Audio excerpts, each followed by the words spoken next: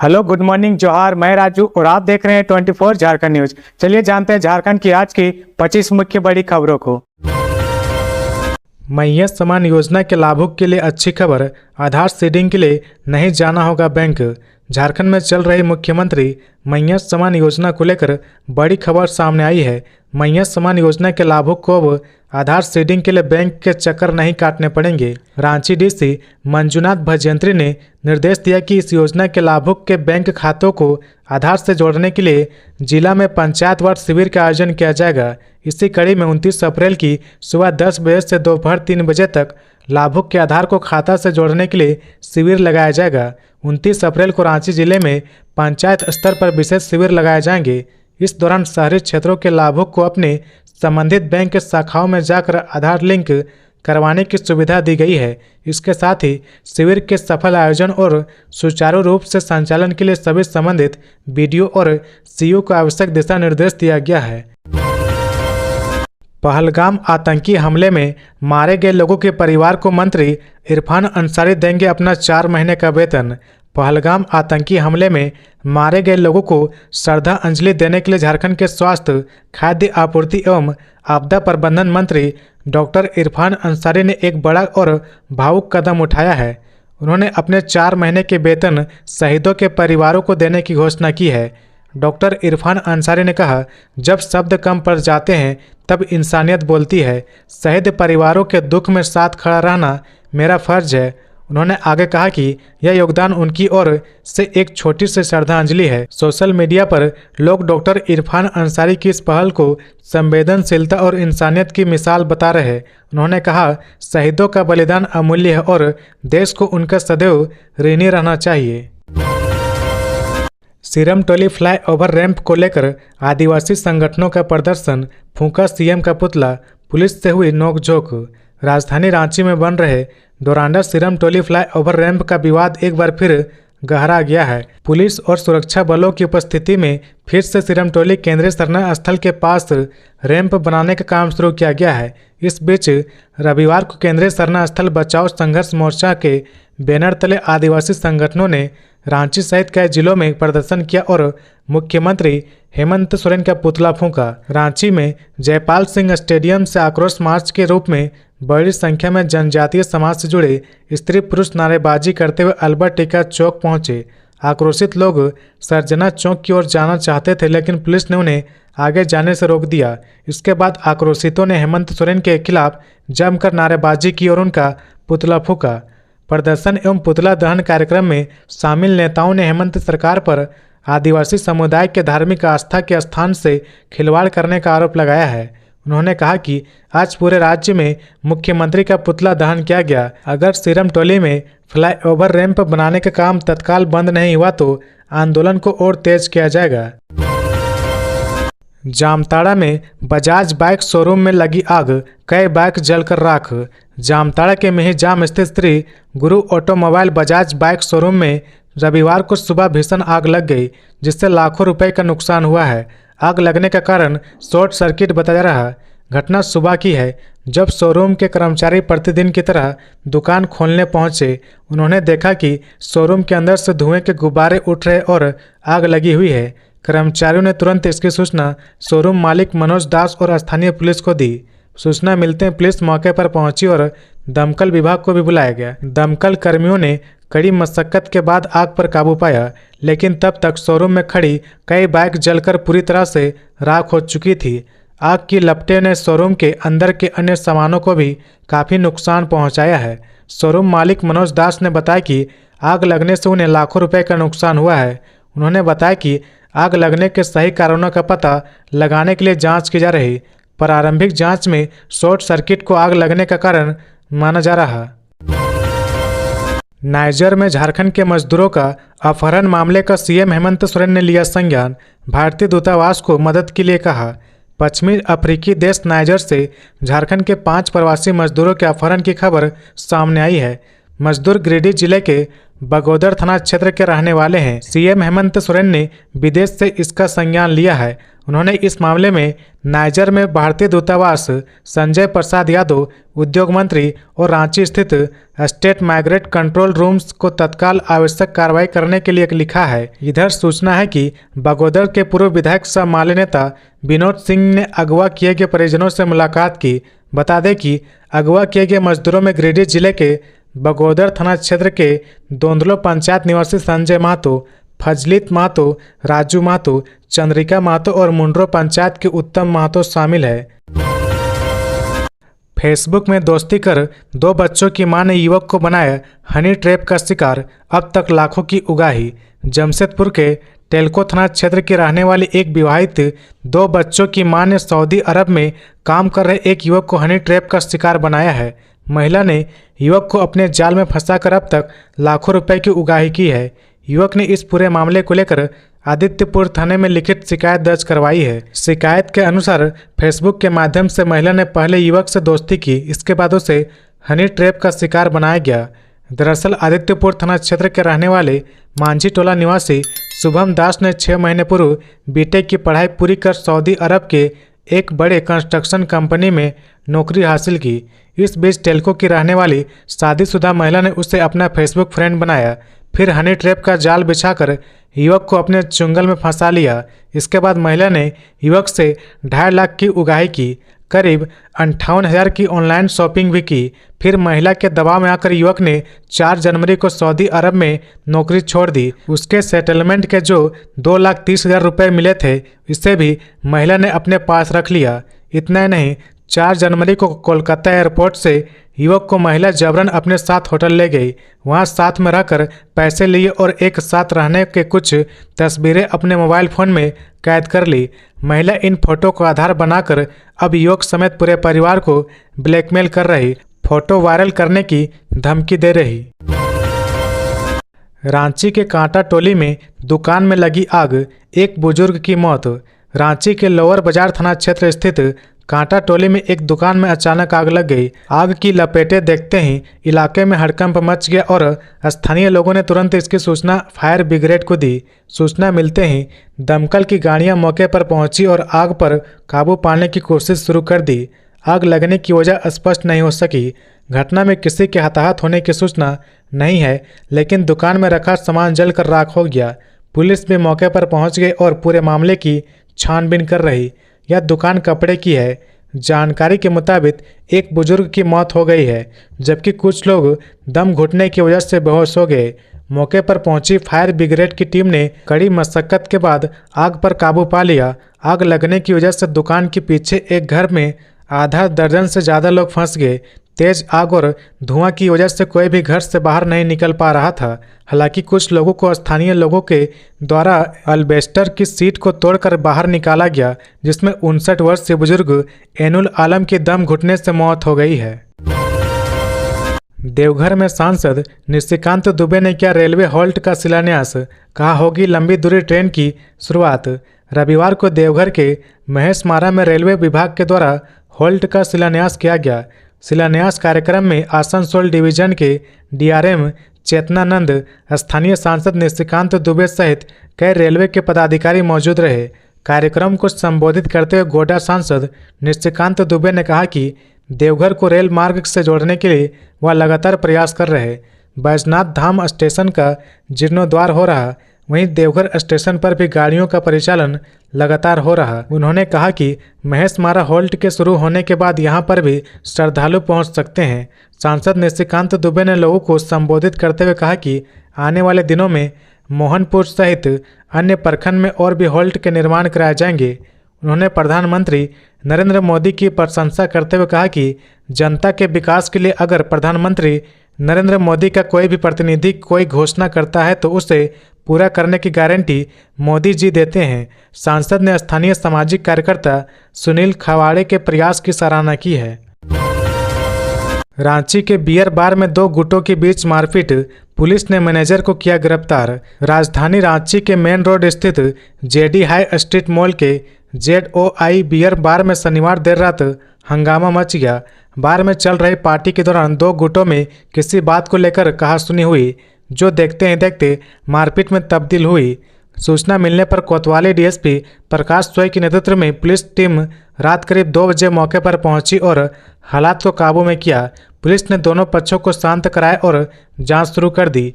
Police ने देर रात तक बार खुला रखने और माहौल बिगड़ने के मामले में इवेंट मैनेजर और बार मैनेजर को गिरफ्तार कर लिया। फिलहाल पुलिस मामले की छानबीन कर रही और यह पता लगाने की कोशिश में है कि विवाद की असली वजह क्या थी। झारखंड में बिजनेस करना हुआ आसान, इस योजना के तहत लोन लेने पर 40% सब्सिडी देगी सरकार। झारखंड में खुद का बिजनेस शुरू करने की चाहत रखने वालों के लिए एक अच्छी खबर है। मुख्यमंत्री रोजगार सृजन योजना के माध्यम से आप अपना बिजनेस शुरू कर सकते हैं। सरकार की इस योजना के तहत 50,000 रुपये तक का लोन लेने पर आपको किसी गारंटी की ज़रूरत नहीं होगी, लेकिन 50,000 से अधिक के लोन लेने पर आपको डीपीआर जमा करना आवश्यक है। इस योजना के तहत लोन लेने पर सरकार व्यक्ति को 40% या 5 लाख रुपए तक की सब्सिडी भी देती है। इस योजना का उद्देश्य अनुसूचित जनजाति एसटी, अनुसूचित जातियों एससी, अल्पसंख्यक पिछड़े वर्गों और विकलांग व्यक्तियों को सब्सिडी वाले ऋण और वित्तीय सहायता प्रदान करना है, ताकि राज्य में स्वरोजगार और उद्यमिता को बढ़ावा मिल सके। यह योजना स्वरोजगार की इच्छा रखने वालों के लिए बेहद लाभकारी है। इसके तहत आपको स्वरोजगार के लिए सब्सिडी वाला लोन मिलता है। सरकार द्वारा लोन पर 40% सब्सिडी या अधिकतम 5 लाख जो भी कम हो वे दी जाएगी। फिर सब्सिडी में कटौती के बाद बचे हुए लोन की राशि पर ईएमआई काउंट की जाएगी। इस योजना के अंतर्गत 50,000 तक के लोन के लिए गारंटर की आवश्यकता नहीं होती है, लेकिन 50,000 से अधिक के लोन के लिए गारंटर की ज़रूरत होती है। इसके अलावा व्यक्ति को महज 6% की ब्याज दर पर लोन दिया जाता है। साथ ही सरकार द्वारा लाभार्थियों को अपना व्यवसाय शुरू करने से पहले प्रशिक्षण भी दिया जाता है। रांची में हिंदूवासी संगठनों ने पाकिस्तान का फूंका पुतला, सबक सिखाने के लिए पीएम मोदी से की आग्रह।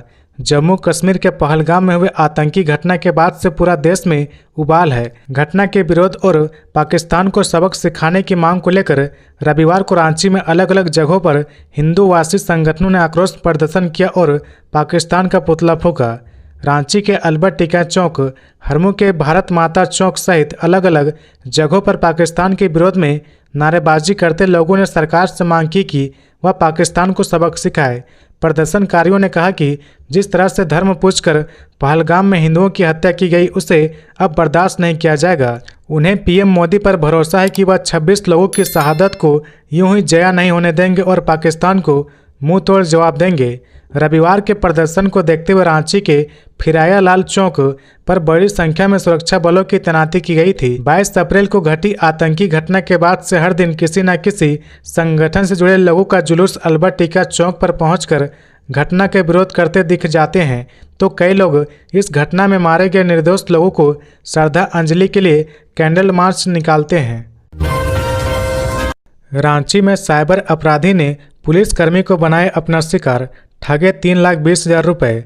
राजधानी रांची में साइबर ठगों ने एक पुलिसकर्मी को अपना शिकार बना लिया। साइबर ठगों ने पीड़िता के दुबई में रह रहे भाई के नाम पर उनसे 3,20,000 रुपये ठग लिए। घटना के बाद पीड़ित पुलिसकर्मी ने साइबर थाने में मामला दर्ज करवाया है और पुलिस जांच में जुट गई है। मिली जानकारी के अनुसार रांची के लालपुर ट्रैफिक थाना में पदस्थापित पीड़ित मदन सिंह को फेसबुक मैनेजर के माध्यम से एक मैसेज आया। मैसेज में उनके दुबई में रहने वाले भाई आनंद सिंह के नाम और फोटो का इस्तेमाल किया गया था। शुरुआत में मैसेज में सामान्य बातचीत की गई, हालचाल पूछा गया, फिर कहा गया कि वह भारत आ रहे और उसके लिए क्या लेकर आए। मदन सिंह को कोई शक नहीं हुआ और उन्होंने एक घड़ी लाने की बात कही। इसके बाद मैसेज भेजने वाले ने मदन सिंह से बैंक खाता नंबर मांगा, यह कहते हुए कि वे कुछ पैसे ट्रांसफ़र करना चाहता है ताकि भारत आकर वह पैसे वापस ले सके। जैसे ही मदन सिंह ने अपना बैंक खाता नंबर साझा किया, साइबर ठगों ने अगला कदम उठाया। एक व्हाट्सएप कॉल के माध्यम से ठग ने बताया कि वह दुबई में ट्रैवल एजेंसी वालों के चुंगल में फंस गया है। उसने दावा किया कि यदि पैसे तुरंत नहीं मिले तो उसे जेल भेज दिया जाएगा। आरोपी ने भारत में एक कथित ट्रैवल एजेंट का नंबर भी दिया, जिस पर कॉल करने पर जवाब आया कि व्हाट्सएप कॉल करे। व्हाट्सएप कॉल के जरिए ठगों ने 3,20,000 रुपये की तत्काल मांग की। भाई के संकट में होने के डर से मदन सिंह ने अलग अलग खातों में यह पैसे ट्रांसफर कर दी। पलामू में लगी भीषण आग, एक की मौत, 5 घर जलकर राख। पलामू के हैदरनगर थाना क्षेत्र के मोहकर कला पंचायत के एक गांव में शनिवार रात भीषण आग लग गई। इस हादसे में 5 घर जलकर पूरी तरह राख हो गई। एक युवक की मौत हो गई और कई मवेशी झुलस गए। घटना शनिवार रात करीब 12 बजे की है। तेज आंधी के साथ उड़ती चिंगारी ने हेमजा गांव के कई घरों में आग पकड़ ली। आग इतनी तेजी से फैली कि लोगों को संभलने का मौका नहीं मिला। कुछ ही मिनटों में 5 घर आग की चपेट में आ गए और जलकर खाक हो गए। मौके पर मौजूद ग्रामीण ने खुद आग बुझाने की कोशिश की, लेकिन आग पर काबू नहीं पाया जा सका। इस बीच दमकल विभाग को सूचना दी गई, लेकिन दमकल की गाड़ी 2.5 घंटे बाद मौके पर पहुंची।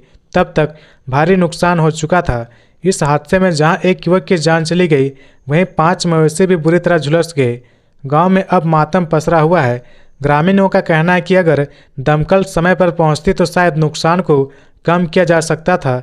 फिलहाल प्रशासन ने पीड़ित परिवारों को मदद का भरोसा दिलाया और नुकसान का आकलन किया जा रहा। तालाब में मिली 2 व्यक्तियों की शव, जांच में जुटी पुलिस। गिरिडीह में 2 अलग अलग घटनाओं में तालाब में डूबने से 2 लोगों की मौत हो गई। पहली घटना पचम्बा थाना क्षेत्र के सोना आगरा की है। यहाँ रविवार सुबह एक युवक की शव तालाब में देखी गई। मामले की सूचना पर पचम्बा थाना पुलिस पहुंची और शव को कब्जे में लेते हुए मामले की जांच शुरू कर दी।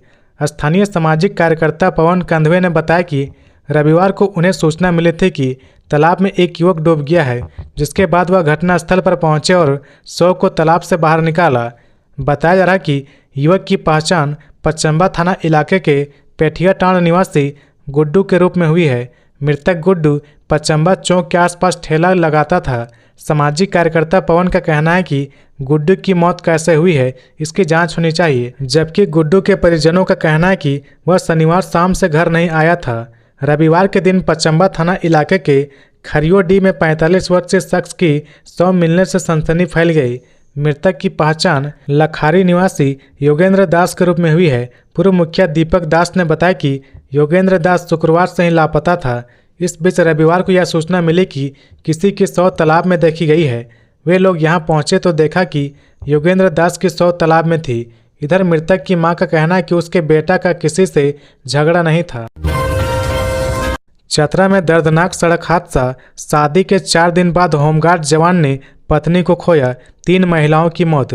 चतरा जिले के इटखोरी चतरा मुख्य मार्ग पर एक दर्दनाक सड़क हादसा हुआ है, जिसमें 3 महिलाओं की मौके पर ही मौत हो गई, जबकि 2 बच्चों समेत 7 लोग गंभीर रूप से घायल हो गए। यह हादसा राजपुर थाना क्षेत्र के गंधरिया गांव के पास हुआ, जहां भद्रकाली मंदिर से पूजा कर लौट रहे श्रद्धालुओं से भरी एक स्कॉर्पियो अनियंत्रित होकर पेड़ से टकरा गई। हादसे के बाद घायलों को ग्रामीण और पुलिस की मदद से सदर अस्पताल लाया गया, जहां प्राथमिक उपचार के बाद उन्हें रांची रिम्स रेफर कर दिया गया। सभी की हालत गंभीर बनी हुई है। हादसे में मारे गए और घायल हुए लोग एक ही परिवार से थे, जो लावालोंग थाना क्षेत्र के रखेत गांव की निवासी है। इस हादसे के बारे में बताया जा रहा है कि चालक को नींद आ गई थी, जिसके कारण गाड़ी अनियंत्रित हो गई। गाड़ी चला रहे चालक उड़ीसा पुलिस में होमगार्ड जवान है, जिन्होंने इस हादसे में अपनी पत्नी को खो दिया। यह जवान 4 दिन पहले शादी के बंधन में बंधे थे और ससुराल वालों के साथ भद्रकाली मंदिर दर्शन के लिए गए थे। अब इस जवान के लिए यह हादसा एक गहरे सदमे से कम नहीं है। सीएम हेमंत सोरेन ने मैड्रिड में आयोजित आईफेमा रिवील्ड एग्जीबिशन में की शिरकत। झारखंड के मुख्यमंत्री हेमंत सोरेन इन दिनों स्पेन दौरे पर है, जहां वे राजधानी मैड्रिड में आयोजित आईफेमा रिवील्ड एग्जीबिशन में शामिल हुए। इस दौरान मुख्यमंत्री के निर्माण और शहरी विकास से जुड़े नवीनतम वैश्विक नवाचारों का गहन अध्ययन किया गया। मुख्यमंत्री हेमंत सोरेन ने एग्जीबिशन में कई प्रमुख अंतर्राष्ट्रीय तकनीकी कंपनियों के स्टॉल का दौरा किया। उन्होंने मॉड्यूलेटर और प्री फैब्रिकेटेड कंस्ट्रक्शन के क्षेत्र में विशेषज्ञ रखने वाली कंपनी लिंगनम टेक, टिकाऊ भवन निर्माण सामग्री और इंसुलेशन समाधान में अग्रणी सोप्रेमा ग्रुप तथा स्मार्ट सिटी और शहरी अवसंरचना तकनीकों में विशेषज्ञ साइट सेल के स्टॉलों का अवलोकन किया। इस दौरान उन्होंने वैश्विक तकनीकी नेताओं के साथ रणनीतिक चर्चाएं भी की। मुख्यमंत्री का यह दौरा राज्य में भविष्य की विकास योजनाओं में वैश्विक सर्वोत्तम तकनीकों को शामिल करने की प्रतिबद्धता को दर्शाता है। रामगढ़ में अवैध शराब तस्करी का पुलिस ने किया खुलासा, 3 तस्कर गिरफ्तार, 2 4 पहिया वाहन जब्त। रामगढ़ जिले में अवैध शराब तस्करी का खुलासा रामगढ़ पुलिस ने किया है। पुलिस ने मामले में 3 अवैध कारोबारियों को गिरफ्तार किया है, साथ ही 2 कार सहित भारी मात्रा में अवैध नकली शराब जब्त की है। रामगढ़ एसपी अजय कुमार ने इसकी पुष्टि की है। एसपी ने बताया कि गुप्त सूचना मिली थी कि रांची की ओर से 4 पहिया वाहन के माध्यम से अवैध शराब की खेप हजारीबाग की ओर ले जाई जा रही है। जानकारी मिलने के बाद मांडू अंचल के पुलिस निरीक्षक के नेतृत्व में एक टीम गठित की गई। पुलिस की टीम ने NH 33 पर वाहनों की जांच शुरू कर दी। इस क्रम में पुलिस की टीम को देखकर एक वाहन चालक तेजी से भागने लगा। पुलिस की टीम ने पीछा कर उक्त वाहन को पकड़ लिया। वाहन की तलाशी के दौरान उसमें 300 बोतल अवैध शराब बरामद की गई। इसके बाद पुलिस ने वाहन को जब्त कर लिया। वाहन चालक से कड़ाई से पूछताछ करने पर उसने बताया कि उसका नाम मोहम्मद इस्लाम उर्फ राजा है और वह बिहार के वैशाली जिला का रहने वाला है। चालक ने यह भी बताया कि पीछे से एक ग्रे कलर की कार आ रही है, जिसमें 2 लोग संजीव कुमार सिंह और अभिषेक कुमार सवार है। यह नकली शराब उन्हीं की है। KYC के नाम पर प्रताड़ित हो रहे PDS दुकानदारों का छलका दर्द, 6 महीने से बंद है कमीशन। झारखंड सरकार ने पिछले 6 महीनों से राज्य के लगभग 25,000 PDS डीलरों के कमीशन का भुगतान नहीं किया है। साथ ही KYC के नाम पर भी उन्हें लगातार प्रताड़ित किया जा रहा। ऐसे में खाद्य आपूर्ति विभाग के इस रवैये से अब PDS डीलर आक्रोशित नजर आ रहे हैं। अगर राज्य सरकार के पास PDS डीलरों के बकाया राशि की बात की जाए तो वह 25 करोड़ से अधिक बताई जा रही। इस समस्या को लेकर पीड़ित दुकानदारों का कहना है कि विभाग से बार बार आग्रह करने के बाद भी इन्हें कमीशन राशि का भुगतान नहीं किया गया है। उन्होंने सरकार को चेतावनी दी कि अगर उनकी बातों को नहीं सुना जाएगा तो वे आंदोलन करेंगे। PDS डीलरों ने यह जानकारी दी कि उन्हें नवंबर 2024 से लेकर अप्रैल 2025 तक की कमीशन की राशि का भुगतान नहीं किया गया है। वहीं विभाग की कार्यशैली से नाराज PDS डीलरों ने आंदोलन की चेतावनी दी है। रामगढ़ में बुलाई गई कार्यकारिणी बैठक में एसोसिएशन की ओर से आंदोलन की रणनीति रूपरेखा तय की जाएगी। इसे लेकर एसोसिएशन के अध्यक्ष ने कहा कि विभाग द्वारा बिना कमीशन दिए PDS डीलरों पर दबाव बनाकर उनसे बंधुआ मजदूर की तरह काम किया जा रहा। डॉक्टर इरफान अंसारी ने कहा, संविधान जलाने की साजिश रच रही है भाजपा, कांग्रेस छीन कर लाएगी जनता का हक। कांग्रेस पार्टी ने 3 मई को रांची के धुरवा मैदान में आयोजित होने वाली संविधान बचाओ रैली की तैयारी शुरू कर दी है। रविवार को स्वास्थ्य मंत्री डॉक्टर इरफान अंसारी के नेतृत्व में हुई राजनीतिक बैठक में कांग्रेस के नेताओं और कार्यकर्ताओं ने यह तय किया कि अब भाजपा के झूठे और तानाशाही को जनता के सामने उजागर किया जाएगा। बैठक में पूर्व मंत्री बादल पत्रलेख, पूर्व सांसद फुरकान अंसारी, जिला अध्यक्ष दीपिका बेसरा, कार्यकारी अध्यक्ष विजय दुबे, पूर्व जिला अध्यक्ष प्रभु मंडल सहित सैकड़ों कांग्रेस कार्यकर्ता मौजूद थे। सभी ने संकल्प लिया कि 3 मई की रैली को इतना ऐतिहासिक बनाया जाएगा कि सत्ता में बैठे संविधान विरोधियों की नींद उड़ा दी जाएगी। पूर्व सांसद फुरकान अंसारी ने कहा, भाजपा देश को तानाशाही की ओर धकेल रही है। संविधान और लोकतंत्र को कुचलने की हर साजिश का मुंहतोड़ जवाब दिया जाएगा। बाबा साहेब के बनाए संविधान की रक्षा करना हमारी जिम्मेदारी है। 3 मई की रैली ने नई क्रांति की शुरुआत होगी। झारखंड के शिक्षकों को मिल सकेगा समय पर वेतन, देर हुआ तो अधिकारियों की खैर नहीं। झारखंड के शिक्षकों को समय से वेतन मिल सकेगा। अगर ऐसा नहीं हुआ तो माध्यमिक शिक्षा निदेशालय संबंधित जिलों के अधिकारियों पर कड़ी कार्रवाई होगा। निदेशक राजेश प्रसाद ने इस संबंध में पत्र जारी कर दिया है। दरअसल झारखंड में शिक्षकों के लिए राशि आवंटित होने के बाद भी समय पर वेतन नहीं दे रहा। जिला स्तर पर DEO कार्यालय समय पर प्रक्रिया पूरी नहीं कर रहे। इस कारण शिक्षक वेतन के लिए DEO कार्यालय का चक्कर लगा रहे। आलम यह है कि कुछ दिनों में तो शिक्षिका के मातृत्व अवकाश पर जाने के बाद भी उनका वेतन स्थगित कर दिया जा रहा। माध्यमिक शिक्षा निदेशालय राजेश प्रसाद द्वारा जारी पत्र में लिखा गया कि निदेशालय को यह जानकारी मिली है कि महिला शिक्षक के मातृत्व अवकाश पर जाने के बाद भी शिक्षक का वेतन स्थगित कर दिया जा रहा। यह नियम विरुद्ध है। माध्यमिक शिक्षा निदेशालय ने अपने पत्र में कहा कि भविष्य में अगर किसी भी जिले से ऐसी शिकायत मिली तो संबंधित पदाधिकारी के खिलाफ कठोर कार्रवाई होगी। मातृत्व अवकाश पर जाने के बाद शिक्षक के वेतन को लेकर वर्ष 2007 में पत्र जारी किया गया था। झारखंड में +2 विद्यालय में शिक्षकों की नियुक्ति हुई है। +2 विद्यालय में वैसे शिक्षक की भी नियुक्ति हुई है जो पूर्व में हाई स्कूल में कार्यरत थे। इसके बाद भी उनका वेतन रोक दिया गया है। मई के प्रथम सप्ताह में प्रकाशित हो सकता है जेपीएससी मुख्य परीक्षा का रिजल्ट। झारखंड लोक सेवा आयोग की 11वीं से 13वीं सिविल सेवा मुख्य परीक्षा का रिजल्ट निकलने की उम्मीद अब बन रही है। जेपीएससी ने परीक्षा फल प्रकाशन को लेकर तैयारी तेज कर दी है। जेपीएससी के आधिकारिक सूत्रों के अनुसार मई के प्रथम सप्ताह तक मुख्य परीक्षा का रिजल्ट जारी हो सकता है। रिजल्ट के प्रकाशन का काम अंतिम चरण में है। जेपीएससी के परीक्षा नियंत्रक के छुट्टी पर रहने की वजह से कुछ विलम्ब हो रहा। उनके छुट्टी से लौटने के साथ मई के प्रथम सप्ताह में रिजल्ट को प्रकाशित किया जा सकता है।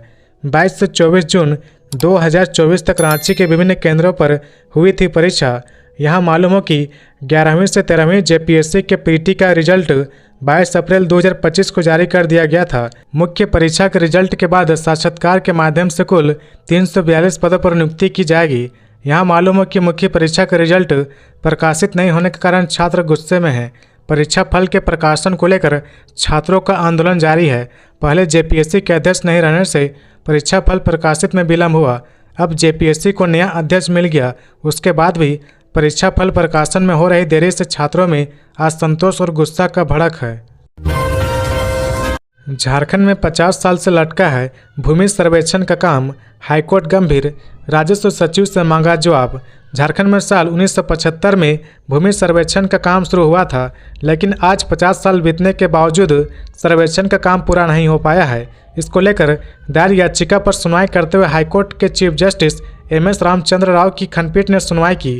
खंडपीठ ने मामले को गंभीर बताते हुए राज्य सरकार को राजस्व सचिव के माध्यम से 2 सप्ताह के भीतर जवाब दाखिल करने का निर्देश दिया है।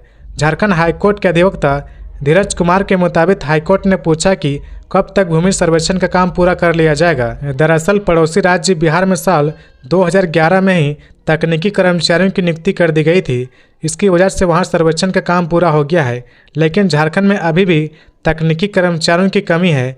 दिसंबर 2024 को भी पिछली सुनवाई के दौरान राज्य सरकार की ओर से कोर्ट को बताया गया था कि राज्य में सर्वे का काम शुरू कर दिया गया है। लोहरदगा और लातेहार में सर्वेक्षण का काम पूरा भी हो चुका है। तब राज्य सरकार की दलील थी कि सभी जिलों में सर्वे का काम पूरा कराने में कम से कम 6 महीने और लग सकते हैं। आवास बोर्ड की बड़ी तैयारी, 1 साल के भीतर हजारों लोगों को मिलेगा अपना घर जमीन। झारखंड के शहरी क्षेत्र में यदि आपका अपना घर या जमीन नहीं है और आप इसे लेना चाहते हैं तो आपके लिए यह खबर खुशखबरी भरा है। झारखंड राज्य आवास बोर्ड आपको सस्ते और सुलभ रूप से ऐसे लोगों को घर या जमीन देने की बृहद योजना बनाई है। इसके तहत अगले 1 साल के अंदर करीब 10,000 लोगों को अपना घर मिलने वाला है। रांची में हाल ही में लॉटरी के जरिए आवास आवंटन का कार्य पूरा होने के बाद आवास बोर्ड ने रांची के अलावा अन्य प्रमुख शहर में भी बने आवास और जमीन को आवंटित करने का निर्णय लिया था। झारखंड राज्य आवास बोर्ड के अध्यक्ष संजय लाल पासवान ने जानकारी देते हुए कहा कि मई में हजारीबाग में रांची की तरह लॉटरी के जरिए बने आवास और भूखंड को आवंटित करने के लिए प्रक्रिया शुरू की जाएगी। इसके बाद धनबाद, जमशेदपुर जैसे राज्य के विभिन्न शहरों में लोगों को आवास मुहैया कराने का काम किया जाएगा। उन्होंने कहा कि रांची में निर्माणाधीन आवास मई महीने में पूरा हो जाएंगे, उसे भी लॉटरी के जरिए लोगों को मुहैया कराया जाएगा। रांची के धुरवा में न्यू टाउनशिप बनेगा। 86 एकड़ में 5,500 फ्लैट का निर्माण होगा। आवास बोर्ड के द्वारा रांची के धुरवा में करीब 86 एकड़ में न्यू टाउनशिप बनाने का निर्णय लिया गया है। इसे नए आवासीय परिसर में 5,500 फ्लैट निर्माण होगा, जिसमें सभी सुविधाएं मुहैया कराई जाएगी। बोर्ड के अध्यक्ष संजय लाल पासवान की माने तो इसे नए टाउनशिप में 1 BHK, 2 BHK, LIG, MIG, HIG जैसे फ्लैट बनेंगे। नाइजर में झारखंड के 5 प्रवासी मजदूरों का अपहरण, परिजन ने लगाई मदद की गुहार। पश्चिमी अफ्रीकी देश नाइजर से झारखंड के 5 प्रवासी मजदूरों के अपहरण की खबर सामने आई है। अगवा किए गए मजदूरों में गिरिडीह जिले के बगोदर थाना क्षेत्र के दोलंदो पंचायत निवासी संजय महतो, फलजीत महतो, राजू महतो, चंद्रिका महतो और मुंड्रो पंचायत के उत्तम महतो शामिल है। बताया जा रहा है कि ये सभी मजदूर कलपत्रु पावर ट्रांसमिशन लिमिटेड कंपनी में काम कर रहे थे। मजदूरों के परिजनों ने सरकार से अपनों की सकुशल रिहाई की गुहार लगाई है। वहीं प्रवासी मजदूरों के हित में काम करने वाले समाज सेवी सिकंदर अली ने केंद्र सरकार से मामले में तत्काल हस्तक्षेप करने और सभी मजदूरों को सुरक्षित वापस लाने की मांग की है। तो ये थी आज की झारखंड की टॉप बड़ी खबरें। इसी तरह झारखंड की हर छोटी सी बड़ी खबर देखने के लिए आप हमारे चैनल 24 झारखंड न्यूज को सब्सक्राइब करके बेल आइकन प्रेस कर ले, जिससे झारखंड की हर छोटी सी बड़ी खबर की अपडेट आप तक पहुंचता रहे। तो आज के लिए बस इतना ही, हमें दीजिए इजाजत, फिर मिलते हैं नेक्स्ट न्यूज में।